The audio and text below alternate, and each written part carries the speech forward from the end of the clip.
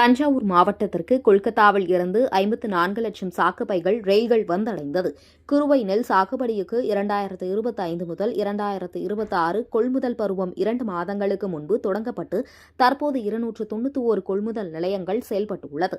இதுவரையில் 2,15,448 matric ton நெல்கள் கொள்முதல் செய்யப்பட்டு 1,92,931 மெட்ரிக் டன் நெல்கள் பாதுகாப்பாக நகர்வு செய்யப்பட்டுள்ளது. மேலும் நேரடி நெல் கொள்முதல் நிலையங்களில் இருப்பில் உள்ள 22,517 மெட்ரிக் டன் நெல் மூட்டைகள் பாதுகாப்பாக மூடி வைக்கப்பட்டு நகர்வு செய்யப்பட்டு வருகின்றன. மேலும் கொள்முதல் நிலையங்களில் நெல் கொள்முதலுக்கு தேவையான 8,06,563 சாக்குகளும், சேமிப்பு கிடங்குகளில் 12,73,628 சாக்குகளும் இருப்பில் உள்ளது. இந்நிலையில் கொல்கத்தா சணல் ஆலை மூலம் மேற்கு வங்க மாநிலம் ரயில் நிலையத்திலிருந்து தஞ்சாவூர் ரயில் நிலையத்திற்கு சரக்கு ரயில் மூலம் 27,30,000 சாக்குகள் வந்தடைந்தது. அதேபோல் தஞ்சை மற்றும் கும்பகோணம் ஆகிய பகுதிகளுக்கு சரக்கு ரயிலில் மூலம் மொத்தம் 54,60,000 சாக்கு பைகள் அனுப்பி வைக்கப்பட்டு வருகிறது.